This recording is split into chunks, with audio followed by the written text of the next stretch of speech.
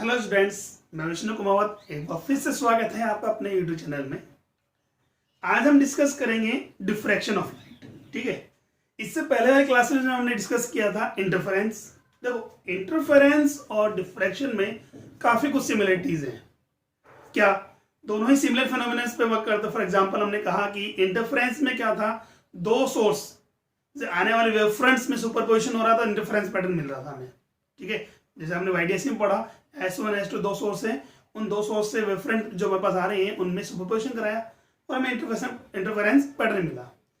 Diffraction में क्या है, एक ही सोर्स से या एक ही वेवफ्रंट से आने वाली सेकेंडरी वेवलेट्स, एक ही सोर्स की बात करें ना, एक ही सोर्स या वेवफ्रंट से आने वाली सेकेंडरी वेवलेट्स के सुपरपोजिशन से डिफ्रैक्शन पैटर्न मिलता है। ठीक है, दोनों ही फेनोमेना कुछ सिमिलर नंबर पर चलेंगे। जैसा हमने वहां मैक्सिमम मिनिमम यूज किया था, यहां भी हम वही डिस्कस करेंगे, मैक्सिमा और मिनिमा को डिस्कस करेंगे। ठीक है, चलो तो पहले हम डिफ्रैक्शन को समझते हैं कि एक्चुअल में डिफ्रैक्शन होता क्या है। तो इसके लिए हम कुछ एग्जांपल लेते हैं। देखिए, हम बात की, हमने एक एग्जांपल लिया, एक तो ये मेरे पास ऑब्स्टेकल है और एक ऑब्स्टेकल, और ये स्क्रीन हो गई हमारे पास, एंड दिस सोर्स। ऐसे हमारे पास नेक्स्ट एग्जांपल में हमने कहा कि ये सोर्स है हमारे पास। नेक्स्ट टाइम ऑब्स्टेकल को मैंने रिप्लेस कर दिया किससे, अपर्चर से।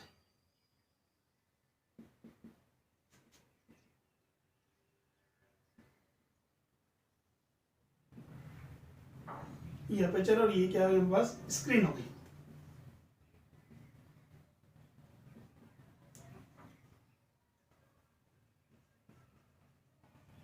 ठीक है, ये मेरे पास हो गया स्मॉल अपर्चर। चलो अब देखिए, जैसे कि हमने अब तक हम पढ़ते आए हैं, क्या लाइट की जो हमारे पास है वो एक स्ट्रेट लाइन में मूव करती है, दैट्स कॉल्ड रे। The direction of the propagation of light is called रे। तो जो क्या होती है, स्ट्रेट लाइन में मूव करती है, तो उस फेनोमेनन यानी उस प्रॉपर्टी को हम यहाँ अप्लाई करते हैं। तो देखिए, तो ये हमारे पास ओपेक ऑब्स्टेकल है, हमारे पास लाइट यहां से एमिट हो रही है, कहां पर इंसिडेंट होगी, ऑब्स्टेकल पर इंसिडेंट होगी, यहां पर भी गिरेगी, यहां पर भी इंसिडेंट होगी, यहां पर भी इंसिडेंट होगी, और ऐसे भी जाएगी। ठीक है, अब बात करें तो लाइट रे, इसके ऊपर जो बात करें, यहां से लाने वाली लाइट रे जो स्ट्रेट चली जाएगी और स्क्रीन के इस पॉइंट पर इंसिडेंट होगी। यहां पर मान लिया मैंने इसको A पॉइंट और इसको B पॉइंट कंसिडर कर रहा हूं, ये हो जाएगा मेरे पास A डैश, और ये वाला पॉइंट हमारे पास क्या हो गया, B डैश। ठीक है, अब बात करें, इसके ऊपर जितनी भी लाइट होंगी वो कहां पर है, स्क्रीन पर गिरेंगी। यहां से आने वाली लाइट है वो भी स्क्रीन पर जाएंगी। बट इस AB के बीच में जो रेंज में बात करें, यहां से यहां पर आने वाली लाइट रेज क्या होंगी, क्या आगे ट्रांसमिट हो पाएंगी? पॉसिबल नहीं, बिकॉज ओपेक ऑब्स्टेकल हमारे पास है, यहां से लाइट क्या ट्रांसमिट होना पॉसिबल नहीं है। तो यहां से क्या कर दिया, ये जो ऑब्स्टेकल है लाइट रेज को अपोज कर रहा है, तो अपोज करने का मतलब इसके बैक साइड में हमारे पास लाइट ट्रांसफर नहीं हो पा रही है, तो A और A डैश के बीच का जो रीजन होगा वो हमारे पास बनेगा शेडो रीजन। ठीक है, यहां शेडो फॉर्म हो जाएगी उसकी। अरे भाई, शेडो होता है क्या एक्चुअल में, किसी भी ऑब्जेक्ट के ऊपर अगर लाइट हम इंसिडेंट कराते हैं, जहां उसकी लाइट अगर ट्रांसमिट नहीं हो रही, उसके बैक साइड में जो डार्क एरिया है दैट्स कॉल्ड शेडो। तो ये हमारे पास ये हो गया, इसके बैक साइड में हमारे पास क्या हो गया, शेडो रीजन बनेगा। इसके ऊपर बात करें, A डैश से ऊपर वाला और B डैश के नीचे वाला जो पोर्शन है वो इल्यूमिनेट होगा, ये भी इल्यूमिनेट होगा। ठीक है, बट इस A डैश और B डैश के बीच वाला रीजन क्या है, हमारे पास है शेडो रीजन हो गया। यहां बात करें लाइट कैसे जा रहा है, स्ट्रेट लाइन में मूव कर रहा है, और ये इसको पास होने नहीं दे रहा है। ठीक है, चलो इसी को हम आगे देखते हैं। हम स्मॉल अपर्चर की बात करें, हमने ऑब्स्टेकल लिया, अब हम अपर्चर की बात करते हैं। वही बात हमने कहा, लाइट अगर स्ट्रेट लाइन में जा रही है तो ये स्ट्रेट जाएगी, स्क्रीन पर गिरेगी, वो पोर्शन क्या हो जाएगा, इल्यूमिनेट हो गया। ऐसे ही जो लाइट रे मेरे पास, ये हमने पॉइंट कंसिडर किया A पॉइंट और ये पॉइंट हो गया B पॉइंट। तो यहां से हमारे पास बात करें तो ये लाइट तो यहां इंसिडेंट गिरेगी, यहां से जाने वाली लाइट रे जो है यहां होगी, ये हो गया A डैश और B डैश। अब बात करें इस एस ए लाइन लाइट रे जो हमारे पास है, इसके ऊपर डायरेक्शन में जाने वाली लाइट रे है, क्या वो ट्रांसमिट हो पाएगी, स्क्रीन पे मिलेगी? नहीं मिलेगी, बिकॉज ये जो हमारे पास है ये ओपेक पोर्शन हो गया, जो क्या करेगा, उसको रिफ्लेक्ट कर देगा, अदरवाइज उसको ऑब्जर्व कर लेगा, बट ट्रांसमिट नहीं होने देगा। ठीक है, तो इसका मतलब क्या हुआ, इस एडेस से ऊपर वाला जो पोर्शन है वो हमारे पास हो गया शेडो रीजन हो गया, और इसके नीचे वाला जो पोर्शन हो जाएगा वो सब क्या हो जाएगा, वो भी शेडो रीजन में आ जाएगा।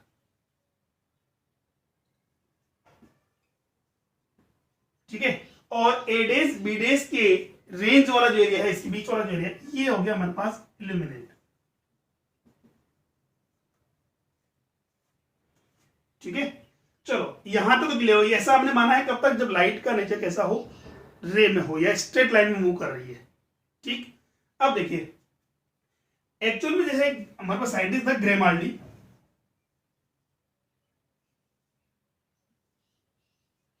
ग्रेमाल्डी ग्रेमाल्डी ने क्या कहा, ग्रेमाल्डी ने बताया कि भाई जैसे ही हमारे पास बात करें लाइट रिज रे है, वो किसी स्मॉल अपेचर या ऑब्स्टेकल पर इंसिडेंट होती है, स्मॉल अपेचर या ऑब्स्टेकल जिसका साइज, जिसका जो साइज है वो कंपेरेबल है किसके, वेवलेंथ ऑफ लाइट के, में आ जाए तो अप्रॉक्स इक्वल हो या उससे स्मॉल। ठीक है, ग्रेमाल्डी की बात है तो देखो डिफ्रेक्शन को सबसे पहले ग्रेमाल्डी ने एक्सप्लेन किया था, डिस्कवर्ड उसने किया। क्या कहा उन्होंने कि जब भी कोई लाइट रे हमारे पास बात करते हैं या लाइट वेव्स हमारे पास है, कहां इंसिडेंट होती हैं, किसी स्मॉल अपेचर या ऑब्स्टेकल पर इंसिडेंट होती है जिसका साइज जो है या ऑर्डर जो हमारे पास है वो लाइट के वेवलेंथ के ऑर्डर में अगर है या कंपेरेबल है, तो वो लाइट क्या करती है, उसके शार्प एंड से, कॉर्नर से या एज से, शार्प एज से बेंड कर जाती है। ठीक है, और इस फेनोमेनन को क्या कहते हैं हम, डिफ्रैक्शन। अब देखो वो कब पॉसिबल है वो हम बात करेंगे, ऐसा तभी पॉसिबल जब लाइट कैसा हो, वेव फॉर्म में मूव कर रही हो। जैसे एग्जांपल देखो यहां भाई, यहां से मान लो सोर्स पॉइंट हमारे पास है जो क्या करेगा, वेव फ्रंट जनरेट करेगा, और वेव फ्रंट हमारा पॉइंट सोर्स ले रहा हूं तो कैसी शेप में होगा, स्फेरिकल में होगा, कंटिन्यूसली इसकी रेडियस क्या हो जाएगी, इंक्रीज हो जाएगी। अब देखो इस वेव फ्रंट का मैक्सिमम पोर्शन जो है एबी पोर्शन, वो तो अपोज कर लिया जाएगा। ठीक, बाकी और पोर्शन से लाइट क्या ट्रांसमिट हो रही है, तो यहां हमारे पास क्या होगा, तो यहां से आने वाले जो, जैसा कि हमने पढ़ा हाइगेन प्रिंसिपल के according, the each and every point of wave front behave as a source for the new wavelets. तो यहां हमारे पास ये भी क्या हो गया, नया सोर्स हो गया। ऐसा नहीं यही होगा, इसके नीचे भी सोर्स हो गया, ये भी सोर्स हो गया, यहां से वेव फ्रंट जनरेट होंगे, यहां से वेव फ्रंट जनरेट होंगे। ठीक है, तो लाइट हमारे पास क्या है, यहां से भी देखो इस टाइप से सिमिलरिटी यहां भी बात करेंगे, हमारे पास ये होगा, ऐसे चलेगा हमारे पास। तो लाइट क्या कर दी है, इस एज से बेंड कर गई, एक्चुअली में जाना चाहिए था, स्ट्रेट जाना चाहिए था, बट ये शेडो रीजन की ओर बेंड कर गई। ठीक है, ऐसे इसमें एग्जांपल लेते हैं, तो देखो ये भी हमारे पास क्या हुआ, वेव फ्रंट हमारे पास है,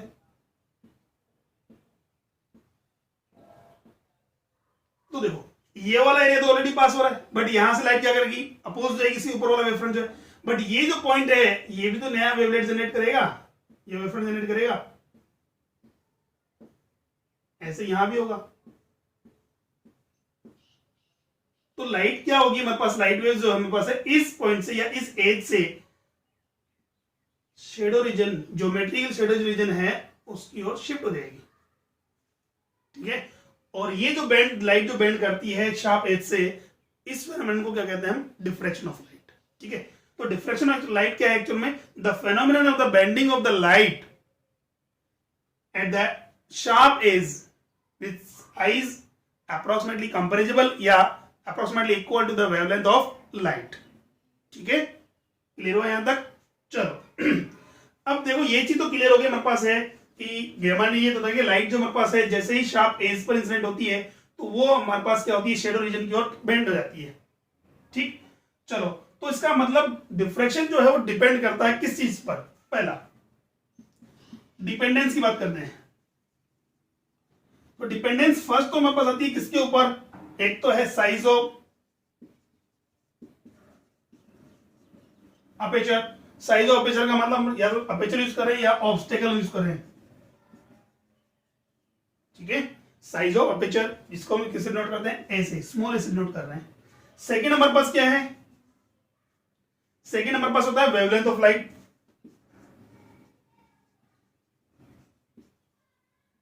दैट मीन्स लैम्डा।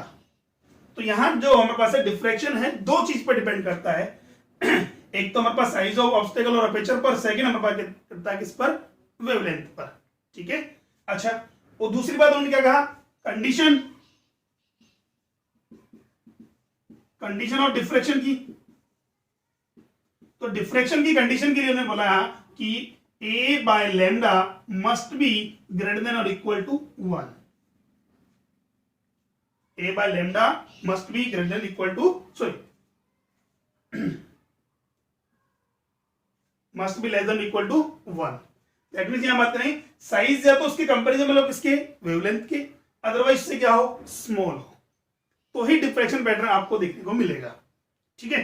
ऐसा देखो डेली लाइफ में हम डिफ्रैक्शन पैटर्न को ऑब्जर्व नहीं कर पाते।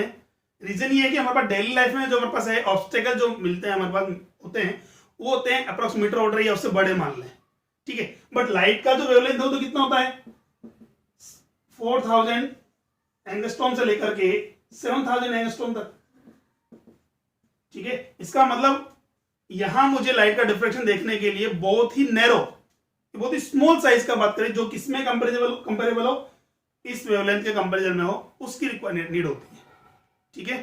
बट अगर बात करें, यही चीजें बात करें कि डिफ्रैक्शन हमने कहा कि वेव का प्रॉपर्टी है, तो वेव प्रॉपर्टी का मतलब बात करें तो वेव तो कोई भी वेव हो सकती है। एग्जांपल लाइट वेव जरूरी है नहीं, साउंड वेव का हमारे पास डिफ्रैक्शन बिल्कुल होता है। साउंड वेव के अलावा बात करें रेडियो वेव्स का भी होता है हमारे पास है, ठीक है। कम्युनिकेट जो वेव्स है हमारे पास है, ऐसी वेव्स जिनका हम बात करेंगे जो वेवलेंथ जो है अप्रोक्स मीटर अगर ऑर्डर का होगा, ठीक है, तो उसका जो डिफ्रैक्शन है वो आपको डे लाइफ में इजीली देखने को मिलेगा। जैसे मैं एग्जांपल लूं साउंड वेव की, ठीक है। तो साउंड वेव में क्या होता है, साउंड वेव की जो वेवलेंथ है वो मीटर ऑर्डर की होती है। तो और हमारे पास बात करें तो एनवायरमेंट में जो देखने को मिलता है ऑब्स्टेकल, फॉर एग्जांपल रूम की बात करूं, मैं एक रूम में जैसे मैं लेक्चर दे रहा हूं, अभी हम बात करें, हम पढ़ रहे हैं, ठीक है, तो मेरी आवाज जो है पड़ोसी मतलब जो रूम है उसमें भी इजीली जा पा रही है। क्यों, बिकॉज जो साउंड वेव है उसका वेवलेंथ किस ऑर्डर का है, मीटर ऑर्डर का है, ठीक है। ये डोर जो बात करेंगे, डोर या विंडोज जो है, उन विंडोज का जो मतलब डायमेंशन होगा वो मीटर ऑर्डर का होगा, तो वहां से लाइट क्या है, जो साउंड वेव है क्या करेगी, बेंड कर जाएगी, ठीक है, और बेंड करते हुए अनदर रूम तक पहुंचती है, ठीक है। इसके लिए छोटा सा एग्जांपल देखते हैं हम। देखो आपने सुना होगा दीवारों के कान होते हैं, सुना है ना भाई। जैसे हमने कहा कि भाई कई लोग ऐसे होते हैं कान लगा के, दीवार कान लगा के सुन लेते हैं कि भाई इसलिए धीरे बोलो, दीवारों के भी क्या होते हैं, कान होते हैं। वो एक्चुअल में आया कहां से, ये वर्ड, ये सेंटेंस जो आया कहां से, वो इसीलिए आया है क्योंकि दीवारों के कान होने का मतलब ये हुआ कि साउंड वेव की जो वेवलेंथ है वो मीटर ऑर्डर की होती है, और जो हम बात करते हैं जो हमारे यहाँ जो ऑब्स्टेकल मिलेगा या रेजिस्टेंस जो होता है हमारे पास, वो किसका होता है, मीटर ऑर्डर का होता है। इसलिए साउंड वेव यहां से बेंड करते हुए अनदर रूम तक जा सकती है। बट आपने ये सुना है क्या, दीवारों की आंखें होती है, ठीक है भाई। हम ओपेक ऑब्स्टेकल की बात कर रहा हूं, ट्रांसपेरेंट की बात नहीं कर रहे। तो दीवारों की नहीं होती ना, रीजन क्या, बिकॉज हमारे यहाँ जो वॉल्स हैं जो घर में हम यूज करते हैं, उनका डायमेंशन या जो साइज जो है वो मीटर ऑर्डर का होता है, जबकि वो कितने की हमारे पास है, 400 टू 7000 सॉरी 4000 टू 7000 एंगस्ट्रॉम की है, इसलिए वहां लाइट का डिफ्रैक्शन नहीं होता। और अगर बहुत नेरो पार्टी में बात करें, पार्टिकल्स होते हैं या ऑब्स्टेकल अगर हो, तो वहां लाइट का डिफ्रैक्शन बिल्कुल होगा, ठीक है। इसलिए समझ में आ गया कि दीवारों कान क्यों होते हैं, आंखें क्यों नहीं होती। चलो इसके लिए एग्जांपल हम बात कर सकते हैं सर कि वाकई में क्या लाइट का डिफ्रैक्शन देखना पॉसिबल है ही नहीं क्या, बिल्कुल है। इसके लिए क्या करना पड़ेगा, आपको ऐसे ऑब्जेक्ट या सब्सटेंस यूज करना पड़ेगा या ऑब्स्टेकल यूज करना पड़ेगा जिसका जो थिकनेस है वो बहुत ही शार्प हो, ठीक है, या उसके ऑर्डर का हो। जैसे एग्जांपल हम बात करेंगे हम एक शेविंग ब्लेड की बात करते हैं,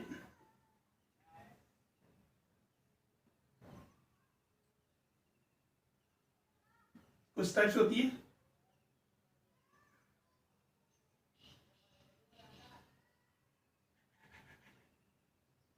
ठीक है।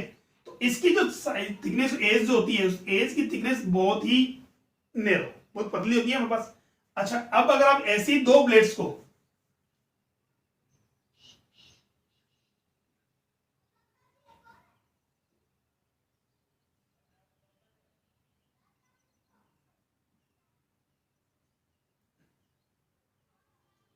एक दूसरे के पैरेलल रख दो,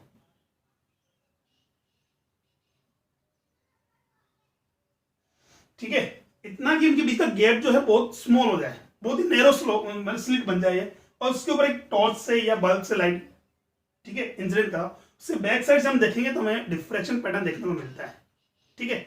और डिफ्रैक्शन पैटर्न सेम वही होगा जैसा हमने इंटरफेरेंस में देखा था, मैक्सिमा मिनिमा हमारे पास उसकी फॉर्म में मिलेगा। क्लियर हुआ यहां तक? चलो अब देखिए इसी को हम बात करते हैं वेवलेंथ की, इसका पैटर्न जो मिलता है वो देखने को कैसे मिलता है वो हम बात करेंगे। तो इसके लिए एक एग्जांपल और लेते हैं हम।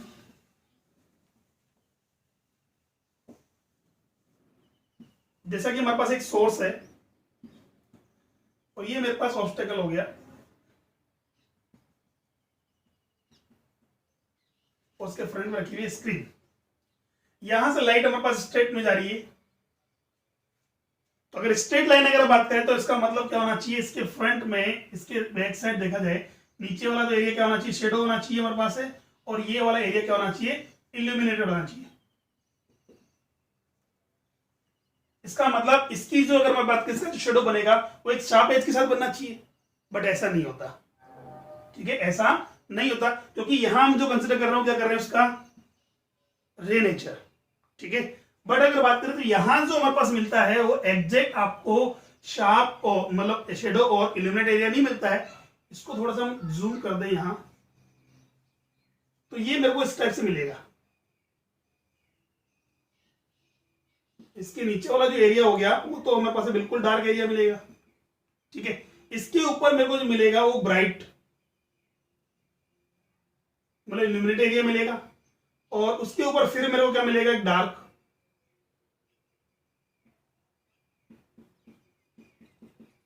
फिर उसके ऊपर अगेन ब्राइट, फिर डार्क, फिर ब्राइट, फिर डार्क, फिर ब्राइट, फिर डार्क, फिर ब्राइट और फिर डार्क, ठीक है।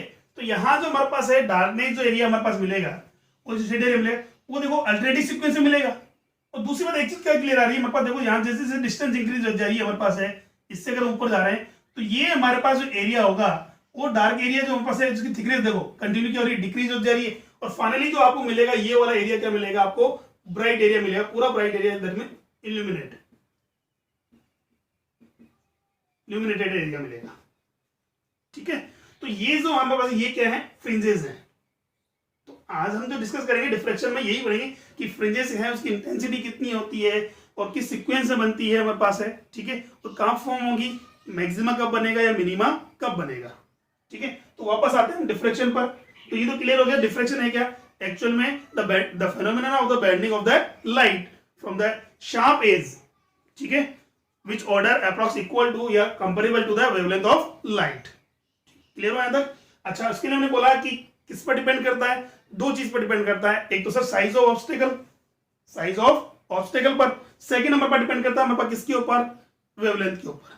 और कंडीशन क्या बनती है इसकी मिनिमम कंडीशन हमारे पास क्या है, a by lambda must be greater than so less than or equal to the 1, ठीक है। क्लियर हो यहां तक? अब देखो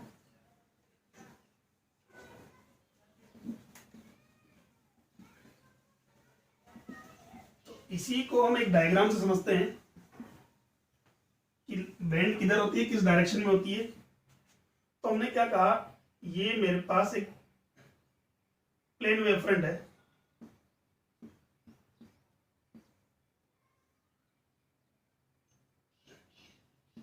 जिस पर इंसिडेंट हो रहा है, इस पर सॉरी अपर्चर में इंसिडेंट हो रहा है जिसकी साइज ये है, और ए का साइज जो है वो लार्ज है कंपेयर टू किसके, लैम्डा के।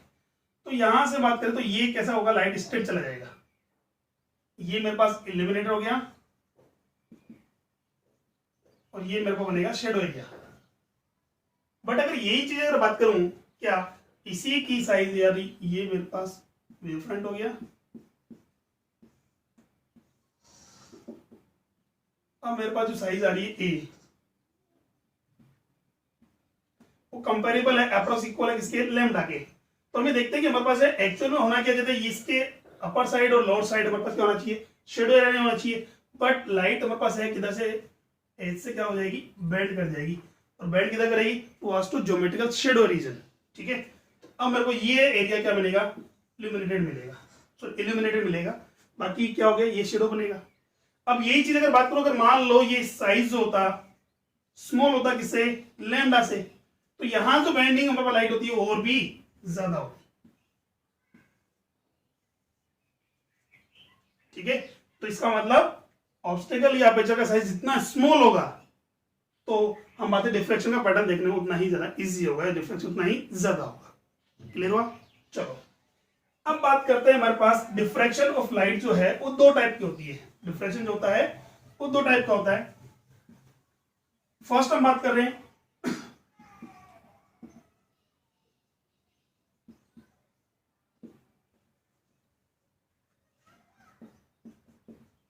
फ्रेस्नेल और सेकंड होता है फ्राउनहोफर। एक तो था फ्रेनेल और सेकंड नंबर पास होता है फ्राउनहोफर। तो फ्रेनेल नंबर पास डिफ्रेक्शन कब होता है, तो इस डिफ्रेक्शन में हम बात करेंगे सोर्स और ऑब्स्टेकल या अपर्चर की बात करें, उसका जो डिस्टेंस है वो हमारे पास फाइनाइट होता है। ठीक है, in this diffraction the distance between source and obstacle use करें या हमारे पास अपर्चर यूज कर लें, इज फाइनाइट। ठीक है, जबकि हम बात करें फ्राउनहोफर में हमारे पास क्या हो गया, फ्राउनहोफर में यही डिस्टेंस हमारे पास क्या होता है, बहुत ही डिस्टेंट होता है, या ये हम कहते हैं इनफाइनाइट होता है। ठीक है, डिस्टेंट। ठीक है, चलो सेकेंड हम बात करते हैं कि फ्रेनेल डिफ्रेक्शन कब होगा। अगर बात करें डिस्टेंस किसकी, सोर्स और ऑब्स्टेकल की बात करें, सोर्स और ऑब्स्टेकल के बीच का अगर डिस्टेंस हमारे पास फाइनाइट है, दैट मींस वहां पर इंसिडेंट जो वेवफ्रंट होगा वो किस फॉर्म में होगा, या तो सर स्फेरिकल होगा या अदरवाइज सिलेंड्रिकल होगा। क्यों भाई, जैसा आपने पहले पढ़ा था हाइगेन प्रिंसिपल में, तो हमने कहा था कि सोर्स से जो लाइट एमिट होती है हमारे पास है वो वेव की फॉर्म में चलती है, और वो उससे क्या बनता है, वेव फ्रंट बनता है। अब वेव फ्रंट हमारे पास डिपेंड करता है किस पर, साइज ऑफ सोर्स पर। अगर पॉइंट सोर्स है तो कैसा होगा, स्फेरिकल होगा, अगर लीनियर सोर्स है तो सिलेंड्रिकल होगा। क्लियर है यहां तक? ठीक है, अच्छा तो इसका मतलब बात करें, अगर सोर्स हमारे पास ऑब्स्टेकल के क्लोज है तो वहां से आने वाला जो वेवफ्रंट है, सोर्स से आने वाला वेवफ्रंट है कैसा होगा सर, या तो स्फेरिकल होगा अदरवाइज सिलेंड्रिकल होगा। तो यहां बात करेंगे वेवफ्रंट जो हमारे पास है वो क्या होगा, स्फेरिकल और सिलेंड्रिकल। ठीक है, तो यहां अब बात करें फ्राउनहोफर में, तो फ्राउनहोफर में हमने क्या बोला कि distance between the source and obstacle is infinite, बहुत लॉन्ग डिस्टेंस है, या डिस्टेंट ऑब्जेक्ट से सोर्स से लाइट आ रहा है। तो जैसा कि हमने पहले ही पढ़ा था कि अगर कोई पॉइंट सोर्स हो या लीनियर सोर्स हो, इनफाइनाइट डिस्टेंस पर रखा हुआ है, तो उससे जो वेवफ्रंट हमें मिलेगा वो कैसा मिलेगा, प्लेन मिलेगा। बिकॉज प्लेन वेवफ्रंट के लिए कोई पर्टिकुलर शेप नहीं है साइज सोर्स का। अगर आपकी बात है, अगर ऑब्जेक्ट बहुत या सोर्स जो हमारे पास है बहुत लॉन्ग डिस्टेंस पर रखा हुआ है, तो उससे कैसा वेवफ्रंट जनरेट होता है, उससे वेवफ्रंट जो बनेगा वो हमारे पास बनता है प्लेन वेवफ्रंट।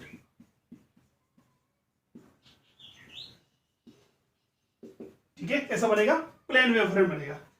नेक्स्ट थर्ड हम बात करते हैं, थर्ड कंडीशन में बात करें कि इसके अंदर जो डिस्टेंस है, अब डिस्टेंस कौन सी, between the source and obstacle are important, distance are important. अब बात करें इसके लिए, तो डिस्टेंस क्या हो गई, इनफाइनाइट हो गई, तो वहां डिस्टेंस इंपॉर्टेंट नहीं होती है, यह हमारे पास है इंक्लिनेशन, एंगल जो बात करें, जिस एंगल से लाइट हमारे पास इंसिडेंट होगी वो इंपॉर्टेंट होता है। ठीक है, अच्छा नेक्स्ट हम बात करेंगे फ्रेनेल की बात करें, तो फ्रेनेल में सेंटर फ्रिंज जो हमारे पास होगी, सेंटर जो फ्रिंज होगी वो मे बी डार्क और ब्राइट। ठीक है, कैसी होगी, या तो डार्क होगी अदरवाइज ब्राइट होगी। कौन सी, सेंटर फ्रिंज, जैसे इंटरफ्रेंस में पढ़ा था हमने, इंटरफ्रेंस में सेंटर फ्रिंज क्या थी हमारे पास, ब्राइट ही थी। यहां हमारे पास क्या होती है, सेंटर फ्रिंज डिपेंड कैसे हो सकती है, डार्क भी हो सकती है और ब्राइट भी हो सकती है। यहां हम बात करेंगे ये होगी ऑलवेज ब्राइट। फ्राउनहोफर डिफ्रेक्शन में बात करें तो सेंटर फ्रिंज हमेशा क्या होगी, ब्राइट ही होगी। और यहां मेरे पास है जो सेंटर फ्रिंज हमारा डार्क भी हो सकती है, ब्राइट भी हो सकती है। इस डिफ्रैक्शन के लिए हमें कोई भी लेंस या मिरर की नीड नहीं होती। नो एनी लेंस और mirror are use in experiment. ठीक है, कोई भी लेंस या मिरर हम यूज नहीं करते, जबकि यहां मुझे लेंस या मिरर की नीड होती है। लेंस और मिरर आर यूज्ड। क्लियर हो जाता? तो ये थे हमारे पास डिफ्रैक्शन में दो पोर्शन, हमारे पास दो पार्ट थे, एक तो फ्रेनेल और सेकंड हमारे पास कौन सा है, फ्राउनहोफर। हमारे यहाँ जो सिलेबस में है 12th क्लास में जो पढ़ेंगे और डिस्कस करेंगे वो करेंगे किसको, फ्राउनहोफर को। ठीक है, तो स्टार्ट करते हैं। अच्छा, कंडीशन है ना, फ्राउनहोफर के लिए ऑब्जेक्ट कहाँ होना चाहिए, इसका सोर्स कहाँ होना चाहिए, इन्फिनिट पर। या हम बात करेंगे हमारे पास है इंसिडेंट जो वेव फ्रंट कैसा होना चाहिए, हमारे पास प्लेन होना चाहिए। क्लियर हुआ? अब देखो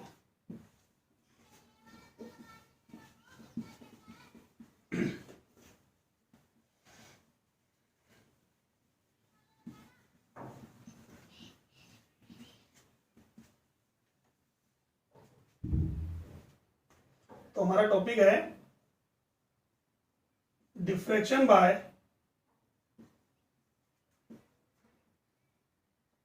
narrow single slit. Diffraction by narrow single slit. ठीक है, अब देखो ये मेरे पास सपोज करो एक नैरो सिंगल स्लिट है, इसका डायग्राम बहुत इंपॉर्टेंट है। डायग्राम हमारे पास क्लियर हो गया तो बाकी का डेरिवेशन इजीली हमारे पास समझ में आ जाएगा।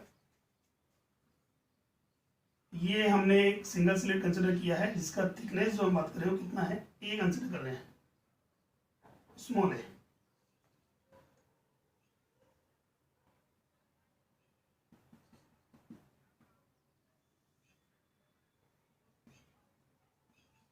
ठीक है, चलो अब हमारे पास बात करते हैं, हमारे पास एक सोर्स कहां पर होना चाहिए, इन्फिनिट पर। इन्फिनिट के लिए सोर्स हम सन यूज कर सकते हैं, बट सन का पोजीशन फिक्स नहीं है, तो एक्सपेरिमेंट हम कैसे करेंगे। और दूसरी बात हमारे पास इंसिडेंट वेव फ्रंट कैसा आना चाहिए, प्लेन आना चाहिए। तो प्लेन वेव फ्रंट बनाने के लिए हमें सोर्स किया तो इन्फिनिट पे रखो या पैरेलल लाइट इंसिडेंट करा दो। तो क्या करेंगे, इसके लिए हमने क्या किया, मेरे पास एक पॉइंट सोर्स लिया एस। अब बात ये करें सर पॉइंट सोर्स से हमारे पास प्लेन वेव फ्रंट कैसे बनेगा, तो इसके लिए हमने क्या किया, एक लेंस यूज किया है जो इसके फोकल पॉइंट पर रखा हुआ है। ये कहते हैं लेंस के फोकल पॉइंट पर सोर्स को रखा हुआ है। एक कन्वर्जिंग लेंस यूज किया मैंने L1। अब जैसे ही यहां से लाइट इंसिडेंट होगी स्फेरिकल वेवफ्रंट की फॉर्म में, जैसे इस पर इंसिडेंट होगी तो लाइट क्या हो जाएगी, पैरेलल हो जाएगी।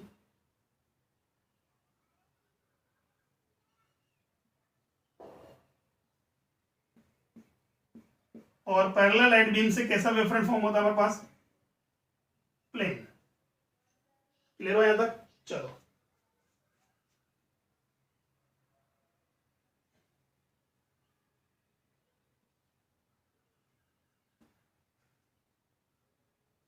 ये पॉइंट ए कंसिडर किया, इसको मैंने बी पॉइंट कंसिडर कर दिया। चलो यहां तक ठीक है। अब देखो लाइट जैसे ही इस ऑब्स्टेकल ये सॉरी अपर्चर से पास होगी या ओपनिंग से पास होगी, तो पास होने के बाद बेंड करेगी, बेंड होने के बाद वापस उनके बीच में क्या होगा, सुपरपोजिशन होगा।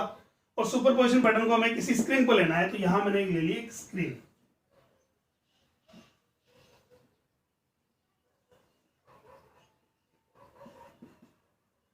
ये हो गया स्क्रीन। ठीक, और यहां से हमारे पास है एक अनदर कन्वर्जिंग लेंस यूज और कर रहे हैं जिसकी लाइट को क्या करेगा, कन्वर्ट कर देगा। और इसका जो डिस्टेंस है हमारे पास है ये कैपिटल डी यूज करें स्क्रीन डिस्टेंस, अदरवाइज को फोकल लेंथ भी बोल सकते हैं, किसका, लेंस L2 का। ये बिल्कुल क्लोज रखा हुआ है स्क्रीन। ठीक है, ये L2 हो गया। अब देखो यहां से जो लाइट है हमारी बात करें, मैं बात करूं पूरी बीम की बात नहीं कर रहा हूं, केवल बात कर रहा हूं कॉर्नर्स एस की, ए और बी की बात करेंगे हम। ठीक है, बाउंड्री लाइट की बात कर रहे हैं। ये ए और बी लाइट रेज हमारे पास आ रही है, जैसे ही हमारे पास यहां से स्टैंड होगी, सपोज करो यहां से इसका डिफ्रेक्शन नहीं होता है, इमेजिन करेंगे ऐसा बात करते हैं, अगर यहां से इसका डिफ्रेक्शन नहीं होता है, ठीक है, तो यहां से मैं केवल इसकी स्टेट में जा रही है हमारे पास है, या ये बोल दूं हमारे पास है कि ये जो मेरे पास सोर्स हो गया, ये जो अपर्चर है इसका हर एक पॉइंट, भाई यहां एक वेवफ्रंट आ रहा है और हमें पता है जब भी कोई वेवफ्रंट हमारे पास होता है वेवफ्रंट का हर एक पॉइंट नेक्स्ट वेवलेट्स के लिए सोर्स बिहेव करता है। तो यहां से मेरे पास ये क्या बन गए, सोर्स बन गए, ये पॉइंट सब क्या है, सोर्स है। तो यहां से भी लाइट एमिट होगी, यहां से भी लाइट एमिट होगी, कंटिन्यू चलेगी, यहां से लाइट मेरे पास स्टेप चलेगी, ऐसे लाइट यहां से भी स्टेप। मैं एक लाइट की बात कर रहा हूं जो स्ट्रेट जा रही है, एक वेवलेट्स की बात कर रहा हूं जो किस जा रही है, स्ट्रेट जा रही है। स्ट्रेट जाने वाली लाइट रे हमारे पास पैरेलल है, किसके लिए, हमारे पास लेंस के लिए, और ये इनको क्या कर देगा, फोकस कर देगा कहां पर, मिड पॉइंट पर, ओ पॉइंट कंसीडर कर रहे हैं, ठीक है। तो ओ पॉइंट के लिए जैसे अगर बात करें मतलब इनके बीच में क्या होगा, इनमें सुपरपोजिशन होगा, सुपरपोजिशन से हमारे पास पैटर्न मिलेगा कहां पर, ओ पॉइंट पर मिलेगा। अब मुझे पता है कि हमारे पास ये पैरेलल लाइट बीम्स आ रही है, सुपरपोज हो रही है, तो इसका मतलब यहां से इसको मैं अगर मैं बात करूं, कोई भी पॉइंट मान लिया ए डैश या बी डैश जो है, इसके लिए पॉइंट ओ के लिए ए डैश और बी डैश का डिस्टेंस क्या होगा, इक्वल होगा। अगर इक्वल हो तो इसका मतलब क्या होगा, पाथ डिफरेंस कितना होगा, जीरो। पता है जब भी पाथ डिफरेंस जीरो होता है और जब भी दो लाइट वेव्स सुपरपोज करती हैं जीरो पाथ डिफरेंस पर, तो वहां इंटेंसिटी क्या होती है, मैक्सिमम होती है। इसका मतलब इस सेंटर पॉइंट पर कौन सी फ्रीक्वेंसी होगी, मैक्सिमा। क्लियर हो यहां तक? अच्छा ठीक है, अब आगे देखते हैं दूसरा। देखो इसको वापस एग्जांपल क्लियर करेंगे हम इसमें। अब हमने कहा कि यहां से लाइट रेज जो आ रही है वो और पॉसिबल डायरेक्शन जाएंगी, ऐसे भी जाएंगी, ये भी जाएंगी, ये भी जाएंगी, इधर भी जाएंगी, ऐसे इधर से भी लाइट रेज जाएंगी हमारे पास वेवलेट्स, सॉरी ये वेवलेट्स भी होंगी, ये वेवलेट्स भी होंगी। तो मैं एक वेवलेट्स की बात करूं, अपर डायरेक्शन की बात करें, इधर भी मैं अपर डायरेक्शन लेके चल रहा हूं। तो यहां से मैंने कहा कि लाइट रे सपोज करो यहां से डिफ्लेक्ट हो गई, इधर जा रही है, इधर भी लाइट रे डिफ्लेक्ट होकर इधर जा रही है, और ये किसी पॉइंट पी पर सुपरपोज हो रही है, या सुपरपोज होने के बाद पॉइंट पी पर कोई भी डिफ्रेक्शन पैटर्न दे रही है। अब पॉइंट पी पर जो डिफ्रेक्शन पैटर्न हमारे पास मैक्सिमा होगा या मिनिमा होगा, वो डिपेंड करेगा किसके, पाथ डिफरेंस के ऊपर, ठीक है। चलो अब मैंने कहा सपोज करो ये कितने एंगल पर डिफ्लेक्ट हो गई, यहां से ये थीटा एंगल पर डिफ्लेक्ट हो गई है, सॉरी ये एंगल जो है कितना है, थीटा है, ठीक। तो ये एंगल भी कितना होगा, थीटा होगा। अब यहां से मुझे इनके बीच में पाथ डिफरेंस निकालना है, तो यहां से क्या किया मैंने, एक परपेंडिकुलर डाल दिया। ये ए और बी पॉइंट कंसीडर कर रहा हूं, तो इसको मैंने ए डैश और इसको मैंने बी डैश कंसीडर कर लिया। भाई ए बी अगर मेरे पास कोई भी थिकनेस मेरे पास ए है, तो ए डैश बी डैश का भी कितना हो गया, ए ही रहेगा। मैंने कहा ना मैंने दो पैरेलल लाइट वेवलेट्स की बात कर रहा हूं, ये तो कंसीडर कर रहा हूं। तो ये मेरे पास है कौन सी, ए डैश बी डैश का थिकनेस भी कितना होगा, ए होगा। तो जैसा कि हमने वाई डैश में ऑलरेडी पहले पढ़ा था कि इस टाइप से अगर मेरे पास ये एंगल थीटा, तो इट्स ऑल्सो भी थीटा होगा। तो थीटा के लिए मैं बात करूं तो पाथ डिफरेंस एक्स्ट्रा, इसको मैंने कोई पॉइंट ले लिया, एन पॉइंट कंसीडर कर लिया, तो पाथ डिफरेंस कितना हो जाएगा, बी डैश एन, कितना हो जाएगा, बी डैश एन। तो यहां बात करेंगे path difference between a dash p and b dash p, तो डेल्टा कितना हो जाएगा मेरे पास है, बी डैश एन। ऐसा ऑलरेडी दोबारा क्लियर करना, जितनी आप इंटरफेरेंस में ऑलरेडी पढ़ चुके हैं पहले कि इसको कैसे डिराइव करेंगे। भाई ये फ्रंट साइड मेरे पास क्या होगी, ये परपेंडिकुलर हो गया, तो राइट एंगल के अपोजिट साइड क्या होती है हमारा, हाइपोटेनियस। हाइपोटेनियस आपको गिवन है कितना, ए, मुझे परपेंडिकुलर फाइंड करना है, परपेंडिकुलर इक्वल टू क्या होता है, हाइपोटेनियस साइन थीटा। तो यहां मेरे पास कितना हो जाएगा, ए साइन थीटा। अब ए तो क्या मेरे पास है, साइज ऑफ अपर्चर हो गया मेरे पास है। सेकंड हमारे पास थीटा क्या है, थीटा हमारे पास डिफ्रैक्शन एंगल हो गया। थीटा क्या होगा, डिफ्रैक्शन एंगल, जहां से लाइट स्ट्रेट जा रही थी मेरे पास क्या होगी, डिफ्रेक्ट हो गई, कितने एंगल से, थीटा एंगल से। क्लियर हो यहां तक? अब देखो अभी हमने क्या बोला कि भाई जैसे हमने कहा कि इंटरफेरेंस में क्या होता है, दो डिफरेंट सोर्स से, सॉरी दो सोर्स से आने वाले वेवफ्रंट के बीच में सुपरपोजिशन होता है। जबकि हमने कहा डिफ्रेक्शन में क्या होता है, एक ही सोर्स या एक ही वेवफ्रंट से आने वाले सेकेंडरी वेवलेट्स है उनमें सुपरपोजिशन होता है। जैसे हमने बोला कि ए पॉइंट है, ये बी पॉइंट है, ठीक। अब ऐसा तो नहीं है कि मेरे पास यही एक सोर्स है, एक सोर्स यही है, नहीं, कि बीच में इनफाइनाइट सोर्स बोल सकते हैं उसको, इनफाइनाइट सोर्स हो सकते हैं हमारे पास, उनसे जो वेवलेट जनरेट हो रही सेकेंडरी वेवलेट्स, उनके बीच में सुपरपोजिशन कराने से क्या मिलेगा, हमें डिफ्रेक्शन पैटर्न मिल रहा है। क्लियर हुआ यहां तक?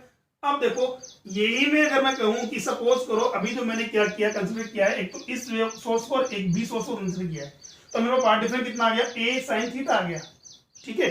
अब ध्यान सुनना, सपोज करो कि मैं इस पोर्शन को हाफ कर दूं, यहां बात करें हाफ पोर्शन कर दिया, इसको सी पॉइंट कंसीडर करूं। अब मैं दो सोर्स की बात कर रहा हूं, ए और सी की, ठीक है।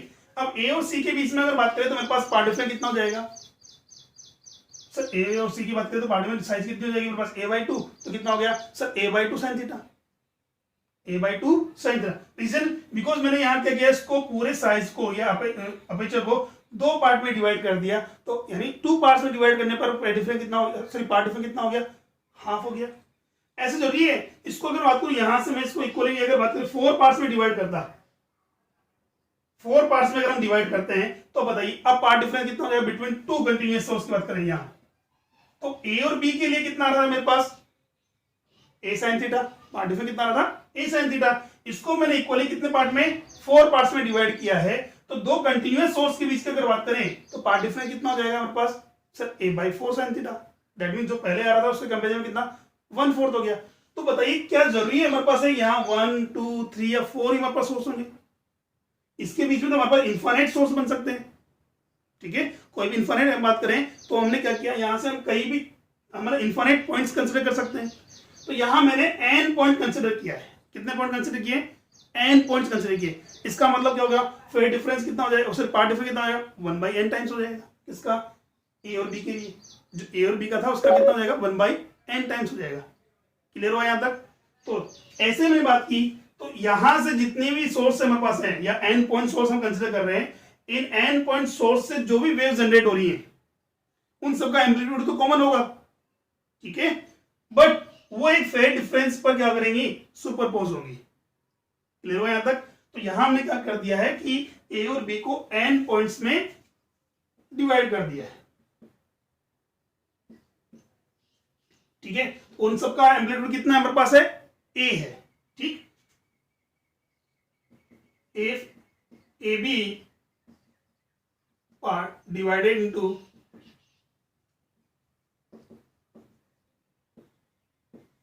n इक्वल सेपरेशन, ठीक है। n इक्वल पार्ट्स में हम डिवाइड करते हैं, तो इसका मतलब हमारे पास कितने सोर्स बन गए, n सोर्स बन गए हमारे पास, ठीक। अब बात कर रहे हैं if n waves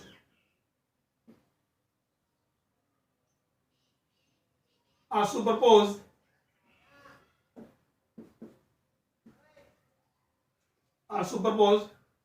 on each other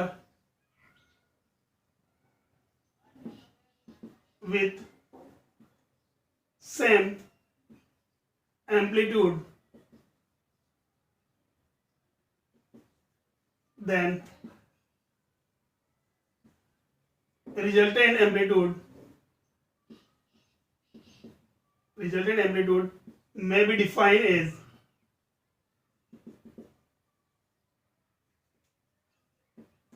R equal to NA sin delta by 2 upon delta by 2, ठीक है। ये फॉर्मूला में लर्न करना है जो कि मैथमेटिकल एनालिसिस हमने गेट किया है, ठीक है, ड्राइव किया है। R is equal to NA sin delta by 2 upon delta by 2। What is n, the number of wavelets जो a और b के बीच में हमने बात की, डिवाइड किया था कितने पार्ट्स में, n इक्वल पार्ट्स में डिवाइड किया है।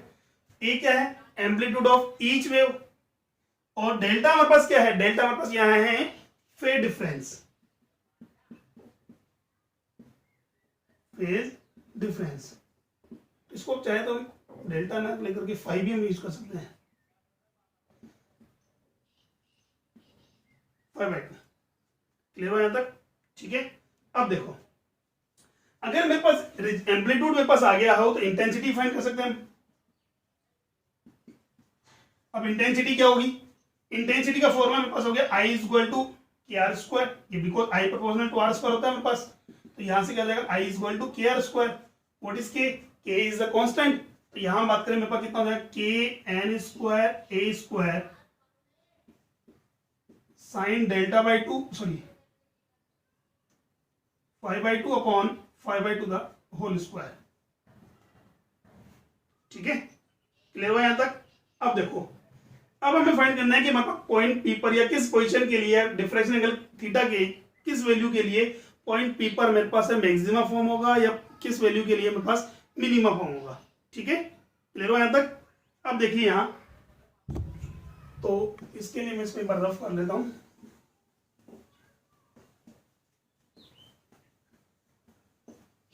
यहां हमें एक चीज 3 टर्म्स यूज करेंगे। फर्स्ट हम बात करेंगे सेंट्रल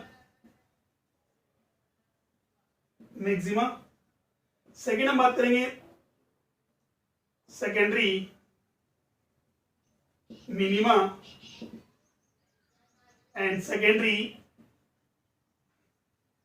मैक्सिमा। ठीक है, तो देखो स्टार्ट करते हैं। सबसे पहले जैसा कि हमने बोला था फ्रंट ऑफ डिफ्लेक्शन में या सिंगल स्लिट एक्सपेरिमेंट की बात करें तो सेंटर फ्रिंज हमेशा क्या होगी हमारे पास, ब्राइट होगी। ठीक है, उसको प्रूव करते हैं कैसे होगा हमारे पास। तो हमारे पास फॉर्मूला बनता है किसका, इंटेंसिटी का। वो क्या होता है, I is equal to k N square A square sine 5/2 upon 5/2 the whole square, इस टाइप से। ठीक है, अब देखो मैं बात करता हूं सेंटर की, सेंटर मैक्सिमा की बात करते हैं। तो सेंटर मैक्सिमा के लिए क्या होना चाहिए, इंटेंसिटी में मैक्सिमम कितना, I नॉट, ये होना चाहिए। तो इंटेंसिटी का फॉर्मूला मेरे पास क्या है, K N square A square sine 5/2 upon 5/2 the whole square मेरे पास हो गया। ठीक, अगर इस टाइप से इसका वैल्यू मैक्सिमम है तो इधर के कांस्टेंट है, एन भी कांस्टेंट है, ए भी कांस्टेंट मेरे पास है। ये तो कांस्टेंट, वेरिएशन किसमें आएगा, इसमें आएगा मेरे पास। ये मैक्सिमम होना चाहिए। तो ये इसका जो मैक्सिमम वैल्यू है वो किसके इक्विवेलेंट हो गया मेरे पास, के एन स्क्वायर ए स्क्वायर के। ऐसा कब पॉसिबल है, जब साइन 5/2 अपॉन 5/2 का वैल्यू कितना हो, 1। दैट मीन्स हम यहां बोल सकते हैं, यहां क्या हो जाएगा, 5/2 इक्वल टू 0। भाई मैथमेटिक्स में हमने पढ़ा है ऐसा क्या, कि if limit x tends to 0 then sine x by x define as 1। Mathematics में पढ़ा है हमने ऐसा, डिफरेंशियल में पढ़ा होगा। तो यहां बात करें साइन 5/2 अपॉन 5/2 का वैल्यू 1 कब आ रहा है, जब ऐसा कब होगा, जब 5/2 टेंड्स टू करेगा कितना, 0 टेंड्स करेगा। ठीक है, 5/2 अगर 0 हो गया दैट मीन्स हम बोल सकते हैं यहां से 5 आल्सो भी 0। तो इसका मतलब फेज डिफरेंस कितना होना चाहिए, 0 होना चाहिए। तो सेंटर मैक्सिमा के लिए बात करें फेज डिफरेंस कितना हो गया, 0 हो गया। अगर फेज डिफरेंस मेरे पास 0 आ रहा है तो पार्ट डिफरेंस कितना होगा, तो बिकॉज पार्ट डिफरेंस का फॉर्मूला क्या होता है, part difference equal to define as the lambda upon 2 pi into phase difference. अब ये value 0 that means part difference also भी 0। क्लियर हुआ। तो फेज डिफरेंस और पार्ट डिफरेंस कितना आएगा, 0 आएगा। किसके लिए, सेंटर मैक्सिमा के लिए। किसके लिए, सेंटर मैक्सिमा के लिए। अच्छा ठीक है, और पार्ट डिफरेंस हमने कितना डिफाइन किया था, वो हमने डिफाइन किया था a sin थीटा। कितना डिफाइन किया था हमारे पास, डिराइव किया था हमने a sin थीटा किया था। कितना हो गया, 0 हो गया। अब मुझे बता, दो क्वांटिटीज का अगर प्रोडक्ट 0 आ रहा है दैट मींस कंफर्म उनमें से एक वैल्यू कितनी है, 0 है। तो a तो 0 पॉसिबल नहीं है बिकॉज अपर्चर की साइज 0 है ही नहीं। तो क्या होगा, sin थीटा 0 हो गया। इसका मतलब sin थीटा इक्वल टू 0। तो यहां से बात करूं थीटा इक्वल टू 0। तो ये हो गई मेरे पास कंडीशन किसकी, सेंटर मैक्सिमा की। तो सेंटर मैक्सिमा के लिए थीटा का वैल्यू कितना आएगा, 0 आएगा, जिसमें डिफ्रेक्शन जो एंगल हो कितना हो गया, 0 हो गया। तो लाइट कहां फॉर्म होगी मेरे पास, लाइट कहां फोकस होगी, वो होगी सेंटर पॉइंट पर। और वहां क्या बनेगा मेरे पास, मैक्सिमा फॉर्म करेगा।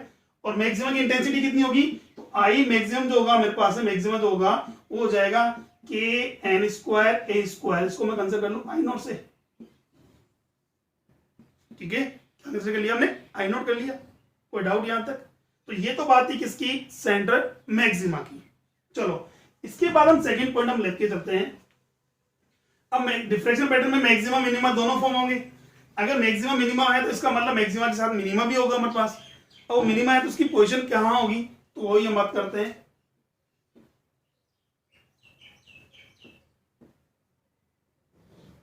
Secondary minima. अब देखो वही फॉर्मूला यूज करते हैं इंटेंसिटी का। मिनिमा के लिए इंटेंसिटी क्या होनी चाहिए, मस्ट बी 0। ठीक है, मिनिमा का मतलब वहां डार्क फ्रिंज फॉर्म हो रही है। डार्क का मतलब क्या है, वहां इंटेंसिटी कितनी हो गई, 0 हो गई, तभी तो डार्क फ्रिंज फॉर्म हो रही है। तो इंटेंसिटी क्या होना चाहिए मेरे पास है, 4 मिनिमा। इंटेंसिटी में भी मस्ट बी 0। और इंटेंसिटी का फॉर्मूला मेरे पास क्या है, K N square sine sorry A square sine delta by 2 या 5/2 अपॉन 5/2 द होल स्क्वायर। यही है, इसको 0 कर दे। तो ये जो क्वांटिटी है तो 0 हो नहीं सकता मेरे पास। तो क्या कर दिए हम, साइन 5/2 अपॉन 5/2 वाली 0 कर दे।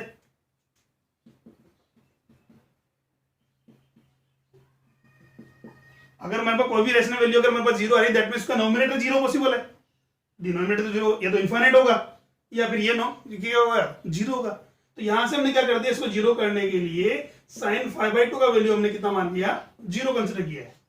अब देखो साइन का वैल्यू जीरो कब आएगा, तो साइन का वैल्यू जीरो हमारे पास है तो सर 0 डिग्री पर भी आता है मेरे पास, ठीक है। तो बट जीरो तो मैं पुट कर नहीं सकता, बिकॉज जीरो पुट करने का मतलब क्या हो गया, फाइव का वैल्यू जीरो हो जाएगा, और फाइव का वैल्यू जीरो तो कौन सी कंडीशन में आ गया हमारे पास, सेंटर वाली कंडीशन में आ गया।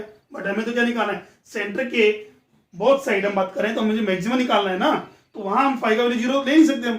अरे भाई जैसा हमने कहा था, लाइट रे मेरे पास यहां से हो रही है, ये स्क्रीन है, ये पहले लाइट आ रही थी हमारे पास, अगर यहाँ फॉर्म होगी इसका मतलब वहां पार्ट डिफरेंस या फेज डिफरेंस क्या हो गया, जीरो हो गया। अब इसके किसी भी अदर पॉइंट की बात करूं तो क्या वहां फेज डिफरेंस जीरो होगा क्या, नहीं ना, कुछ तो होगा हमारे पास, तो यहां मैं जीरो कंसिडर नहीं कर सकता, तो वहां मुझे कुछ और वैल्यू देखनी पड़ेगी। तो साइन में जीरो के अलावा अदर वैल्यू की बात करें तो जीरो का बात हमारे पास है, तो हम बात करें साइन n पाई का वैल्यू कितना होता है, जीरो होता है। साइन n पाई का वैल्यू कितना होता है, जीरो होता है। उसको मैंने इक्वल कर दिया किसके, साइन 5/2 के। तो दोनों में कंपैरिजन करें तो 5 का वैल्यू कितना आ रहा है मेरे पास, ये 5/2 इक्वल टू कितना आ गया, n पाई। यहां से 5 का वैल्यू कितना आ गया, 2n pi. That mean phase difference कितना हो गया, अगर पाई का 2 पाई का इंटीजर वैल्यू वाली मेरे पास आ रहा है तो वो तब हमारे पास बात करें वहां क्या होगा, मेरे पास मिनिमा होगा, क्या होगा, मिनिमा। क्योंकि इससे पहले हमने बात की थी इंटरफेरेंस में, इंटरफेरेंस में तो इसका रिजल्ट क्या था, अपोजिट आ रहा था। वहां क्या था, 2n पाई फेज डिफरेंस होने पर क्या था, मैक्सिमम फॉर्म था, कंस्ट्रक्टिव इंटरफेरेंस की बात हो रही। बट यहां क्या आ रहा है, मिनिमा, ठीक है। चलो फेज डिफरेंस तो मेरे पास आ गया, चलो हमें समझ में आ गई। तो पार्ट डिफरेंस कितना होगा, तो अगर ऐसा है हमारे पास है तो पार्ट डिफरेंस कैसे कैलकुलेट करेंगे भाई, पार्ट डिफरेंस मेरे पास हो जाएगा delta is equal to lambda upon में 2 पाई इंटू फेज डिफरेंस, और फेज डिफरेंस कितना है मेरे पास, 2n पाई, तो लैम्डा अपॉन में 2 पाई इंटू 2n पाई, 2 पाई से 2 पाई कैंसिल आउट हो गया, तो डेल्टा का वैल्यू कितना हो गया, n लैम्डा। जो इंटरफेरेंस में कंस्ट्रक्टिव इंटरफेरेंस की कंडीशन थी, ठीक है। अब देखो ये मेरे पास n लैम्डा मेरे पास आ गया। अब उसका एंगुलर पोजीशन की बात करें, डिफ्रेक्शन एंगल कितना होगा, तो बिकॉज हमारे पास पार्ट डिफरेंस कितना है, a sin थीटा है, उसको हम कंपैरिजन करेंगे किससे, n लैम्डा से, किससे कंपेयर करेंगे, n लैम्डा से। तो यहां से मेरे पास थीटा यानी साइन थीटा का जो वैल्यू आएगा वो कितना होगा मेरे पास, n लैम्डा बाई a। और थीटा हमारे पास क्या है, डिफ्रेक्शन एंगल बहुत स्मॉल होता है हमारे पास, तो यानी कि थीटा बहुत स्मॉल है, तो यहां से बात करेंगे sine theta approx equal to theta equal to कितना का, plus minus n lambda by a। इसका मतलब प्लस माइनस का मतलब है कि हम बात करें सेंटर की, हम बात करें अपवर्ड एंड डाउनवर्ड, दोनों साइड की बात करेंगे हम। तो अपवर्ड की बात करेंगे लैम्डा बाई ए, फर्स्ट जो मेरे को मिनिमा कहां मिलेगा, theta is equal to lambda by a पर। सेकंड जो हमें मिलेगा वो कहां मिलेगा, थीटा का वैल्यू हो जाएगा plus minus lambda by a, plus minus 2 lambda by a, plus minus 3 lambda by A, and so, ठीक है। तो ऐसा हमारे पास है, फर्स्ट मिनिमा कहां मिलेगा, लैम्डा बाई ए एंगल के ऊपर, डिफ्रेक्शन एंगल पर। सेकंड मिलेगा 2 लैम्डा बाई ए पर, थर्ड मिलेगा 3 लैम्डा बाई ए पर। क्लियर हुआ, चलो। तो ये तो समझ में आ गया, सेंटर मैक्सिमम हमारे पास है, इंटेंसिटी कितनी होती है, मैक्सिमम होती है, कितनी होती है, के एन स्क्वायर ए स्क्वायर होगी, इसको माइनॉट से कंसीडर करते हैं हमारे पास है। तो अच्छा, और उसके लिए कंडीशन क्या होती है मेरे पास है, कहां होगा मेरे पास centre maximum, sir centre point पर होगा, उसके लिए फेज डिफरेंस और पार्ट डिफरेंस कितना हो जाएगा, जीरो हो जाएगा, और डिफ्रेक्शन एंगल भी कितना हो गया, जीरो हो गया। ये तो सेंटर की बात थी, उसके बहुत सारे मेरे पास क्या बन रहा है, मिनिमास भी आ रहे हैं हमारे पास है। तो अगर मिनिमम फॉर्म हो रहा है तो दो मिनिमास के बीच में हमारे पास क्या होना चाहिए, मैक्सिमम तो होना चाहिए। वो होता है हमारे पास कौन सा, सेकेंडरी मैक्सिमा। कौन सा होता है, सेकेंडरी मैक्सिमा। अब उसकी इंटेंसिटी कितनी होगी, उसकी पोजीशन क्या होगी, वो देखते हैं हम। देखो तो यहां तक क्लियर हुआ, चलो नेक्स्ट देखें।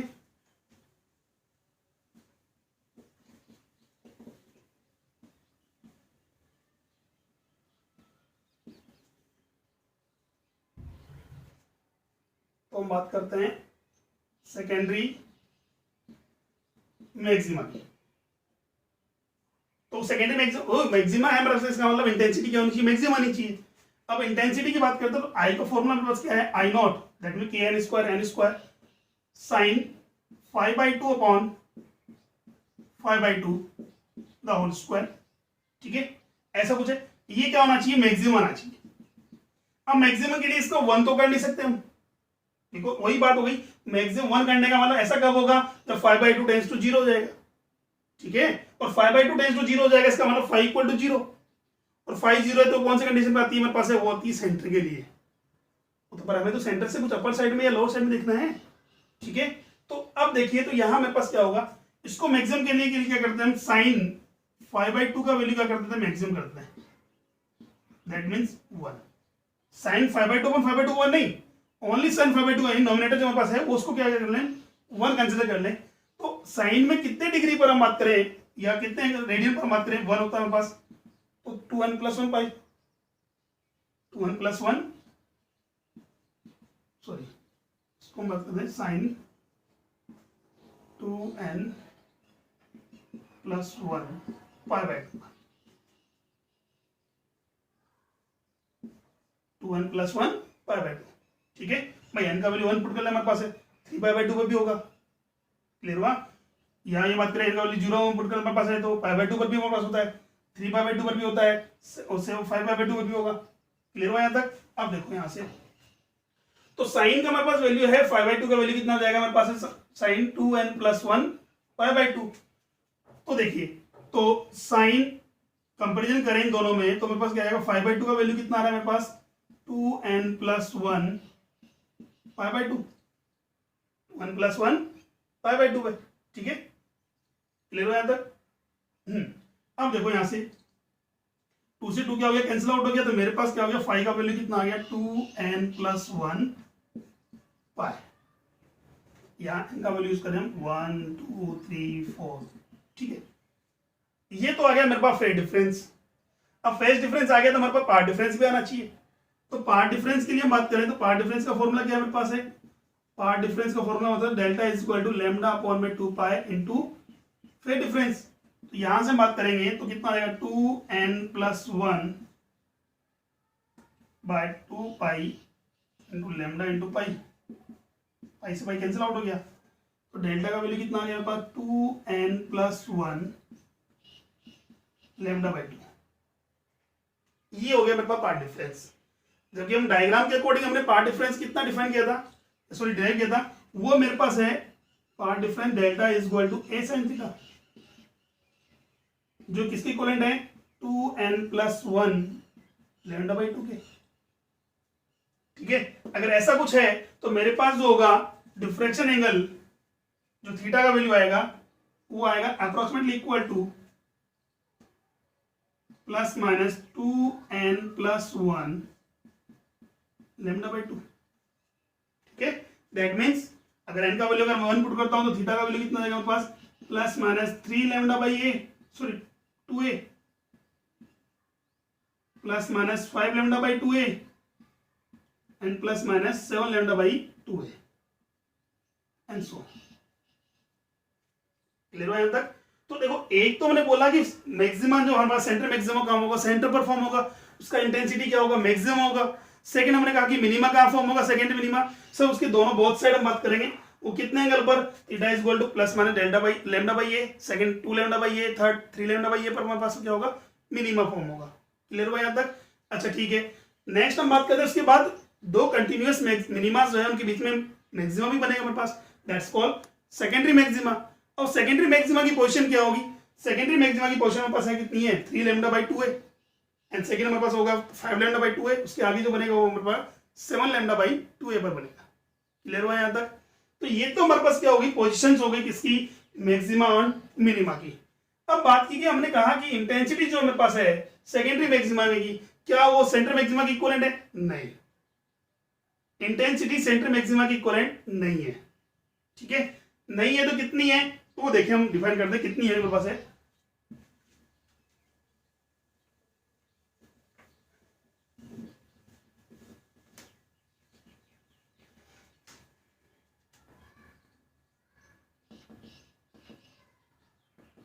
Intensity of secondary maxima, intensity of secondary maxima की बात करते हैं। तो देखिए फॉर्मूला क्या था मेरे पास, I is equal to I0 sin 5/2 upon 5/2 the whole square, यही था, ठीक है, ये जनरल इंटेंसिटी है। अब बात है सेकेंडरी मैक्सिमा के लिए, हमने क्या बोला, साइन 5/2 का वैल्यू कितना हो गया, 1 हो गया। तो दैट मीन्स यहां मेरे पास हो गया I is equal to I not upon 5/2 whole square.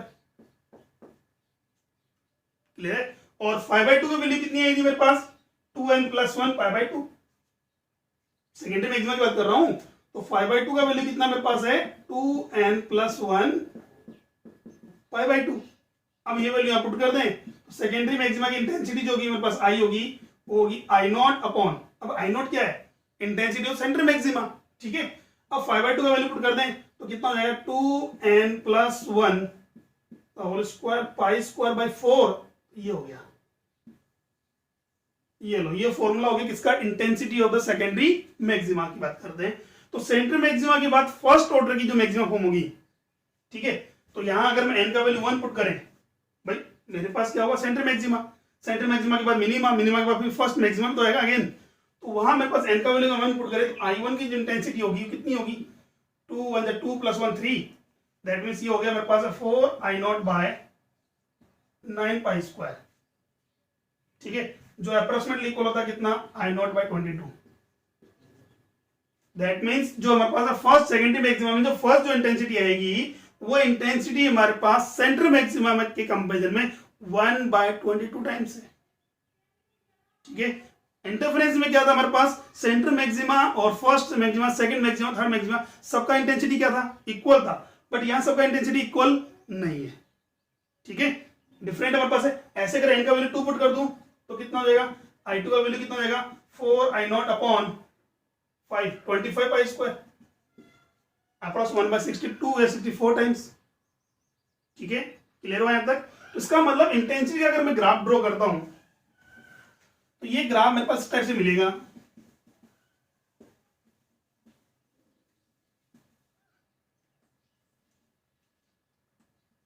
ये इंटेंसिटी मेरे पास है I, तो ये तो हो गया I0 किसके लिए, सेंटर के लिए। ये तो इसको हम फेज डिफरेंस से भी शो कर सकते हैं, अदरवाइज एंगल से भी शो कर सकते हैं। ठीक है, फेज डिफरेंस की बात करें मेरे पास, तो ये तो मेरे पास सेंटर मैक्सिमा हो गया, तो कितना हो गया, I0 हो गया। सेकंड के बाद मैक्सिमा जो मेरे पास मिलेगा, भाई हमने कहा क्या था कि फाई का वैल्यू कितना होना चाहिए मिनिमा के लिए।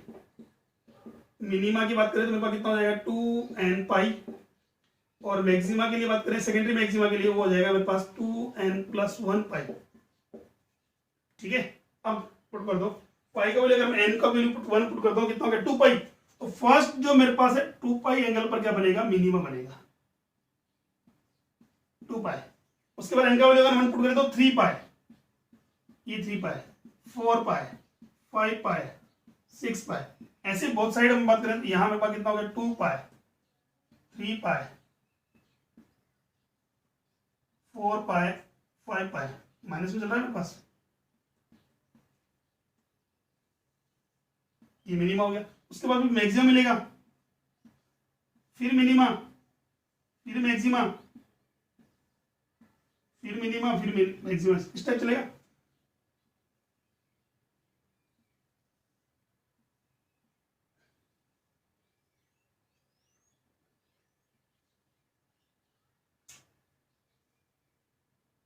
ठीक है, और ये इंटेंसिटी मेरे पास है, वो इंटेंसिटी जो फर्स्ट मैक्सिमा इंटेंसिटी आएगी, फर्स्ट सेकेंडरी मैक्सिमा जो इंटेंसिटी आएगी, वो सेंटर मैक्सिमा कंपेरिजन में इक्वल नहीं होगी।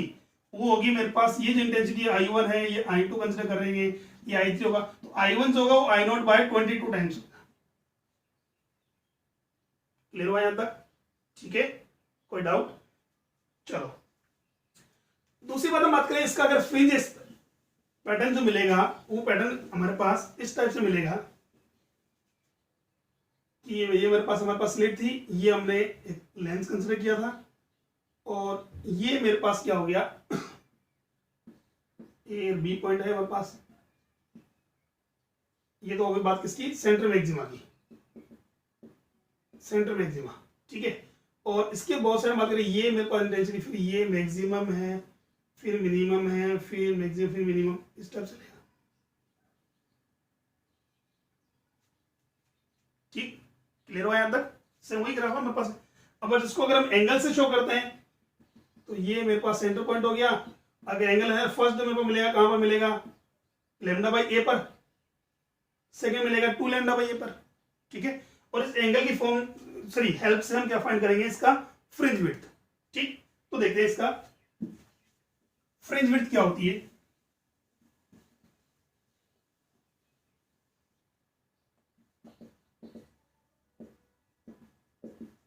अब तो फ्रिंज विड्थ दो टाइप से निकालेंगे, एक तो इसका लीनियर फ्रिंज विड्थ, एक उधर निकालेंगे हम एंगुलर। अच्छा, फ्रिंज विड्थ का मतलब है कि इसका सेंटर मैक्सिमा की जो फ्रिंज विड्थ होगी क्या होगी, the angular separation between two continuous मिनिमास around the centre maxima, यही होगा मेरे पास। तो यहां हमने बात की थी, इसको अगर सेंटर पॉइंट माना तो ये मेरे पास फर्स्ट पोजीशन जाती थीटा। तो ऐसा हमने कहा था मिनिमा के लिए थीटा का तो पोजीशन आया था कितना था, plus minus lambda by a lambda by a plus minus 2 lambda by a plus minus 3 lambda by a, ये तो था मेरे पास। तो हमें तो क्या करना है, फर्स्ट मिनिमा की बात करें ना, कि इसके अराउंड अगर बात करें फर्स्ट मिनिमा क्या होगा, यहां बनेगा एक यहां बनेगा। तो ये थीटा कितना है, लेमडा बाई ए है, ये कितना है लेमडा बाई ए। क्लियर हुआ। तो यहां बात करेंगे मेरे पास फ्रिंज विड्थ क्या होगी, फर्स्ट हम बात करेंगे एंगुलर के लिए, angular separation between two मिनिमास around centre maxima. ठीक है, इट्स कॉल्ड एंगुलर विड्थ। अच्छा, बात करें तो हमारे पास है पोजीशन ऑफ, बात करें angular position of first minima कितना है, theta is equal to lambda by a, कितना है लेमडा बाई ए। तो ये प्लस पॉजिटिव में चलेगा और नेगेटिव में चलेगा, तो प्लस माइनस लेमडा बाई ए। तो यहां बस का मतलब एंगुलर विड्थ कितनी हो गई, तो यहां से मैं बात करूं तो एंगुलर जो विड्थ है ऑफ सेंटर मैक्सिमा वो मेरे पास चलेगा कितना, इसको अल्फा से कंसीडर करूं, अल्फा इक्वल टू कितना आ जाएगा 2 थीटा, कितना हो जाएगा 2 थीटा, और 2 थीटा का वैल्यू कितना आ जाएगा 2 लेमडा बाई ए। अरे भाई इस एंगल से बात करें तो मेरे पास थीटा लेमडा बाई ए, नीचे कितना हो जाएगा लेमडा बाई ए। तो ये एंगुलर पोजीशन मेरे पास है, विड्थ कितनी हुई है मेरे पास 2 लेमडा बाई ए। क्लियर हो यहां तक। अच्छा ठीक है, सेकंड हम बात करते हैं, हमारे पास यही एक तो एंगुलर की बात थी, सेकंड हम बात करें लीनियर की बात करें तो लीनियर विड्थ। अब लीनियर विड्थ कैसे कंसीडर करेंगे, तो देखो ये मेरे पास सपोज करो मैंने ये डिस्टेंस कंसीडर किया कितना x, कितना कंसीडर किया x कंसीडर किया, ये भी तो कितना होगा x होगा। और भाई इस दोनों ट्रायंगल की बात करें तो हमारे पास दोनों ट्रायंगल क्या सिमिलर है, तो ये x से मैं बच जाऊंगा, ये भी x होगा, और ये डिस्टेंस आपको देखिए कितनी d, स्क्रीन डिस्टेंस इधर रखा है। अब देखो थीटा का वैल्यू क्या होता है, आर्क बाय रेडियस होता है। ठीक है, तो यहां से हम बात कर सकते हैं theta is defined as x by capital D, कितना हो जाएगा x by capital D। Clear हो यहां से। अच्छा ठीक है, तो यहां से बात करो तो x का वैल्यू कितना हो जाएगा d इंटू थीटा, और थीटा है कितना लेमडा बाई a। तो यहां से मैं बात करूं तो जो इसकी विड्थ होगी वो हम बात कर लें कितनी होगी, जो लीनियर है वो होगी मेरे पास 2x, और जो किसके इक्वल होगी मेरे पास है 2d इंटू थीटा के, 2d इंटू थीटा के। तो क्या मैं इसको ऐसा बोल सकता हूं क्या, 2d इंटू थीटा की जगह हम बात करें तो 2d into lambda by A. Clear हो यहां तक, 2d लेमडा बाई ए। अच्छा ठीक है, तो ये मेरे पास हो गया d का वैल्यू हम बात करें तो चाहो तो इसको हम रिप्लेस कर सकता हूं किससे, फोकल लेंथ से, किसकी इस लेंस की। जैसे आपने बोला भाई ये जो पैरेलल लाइट बीम्स आ रही है कहां फोकस कर रहा है, स्क्रीन पर, दैट मींस स्क्रीन की पोजीशन कहां होनी चाहिए, इसके फोकल डिस्टेंस पर। क्लियर हो यहां तक, कोई डाउट। तो ये वैल्यू मेरे पास हो जाएगा कि तो ये हो गया मेरे पास 2x में भी define as 2f lambda by a. ये है हमारे पास angular fringe width of central maxima angular and linear. ठीक है, तो हम बात करें कुछ चेंज मतलब सिमिलरिटी भी है इंटरफेरेंस और डिफ्रेक्शन में, तो कुछ हमारे पास में डिफरेंस भी हमारे पास आ रहा है। जैसे हमने कहा कि वहां तो हमारे पास सुपरपोजिशन होता है किसका, दो वेवफ्रंट से आने वाली वेवलेट्स के बीच में, यहां होता है एक ही सोर्स से आने वाली वेवलेट्स के बीच में। सेकंड हम बात करते हैं तो वहां हमने क्या बोला था, सेंटर मैक्सिमा जो हमारे पास है उसकी ब्राइटनेस जो है या इंटेंसिटी है वो अदर मैक्सिमास के इक्वल आती है, जबकि इसमें ऐसा नहीं है। नेक्स्ट उसमें हमने क्या था, फ्रिंज विड्थ जो है सबकी इक्वल होती है, जबकि इसमें हम बात करें फ्रिंज विड्थ सबकी इक्वल नहीं है। इसमें इंक्रीजिंग ऑर्डर में डिक्रीजिंग ऑर्डर में होती है इंटेंसिटी और विड्थ। ठीक है, क्लियर हुआ यहाँ तक? तो आज के लिए इतना ही है, बाकी नेक्स्ट क्लास में हम डिस्कस करेंगे पोलराइजेशन। क्लियर हुआ? ठीक है।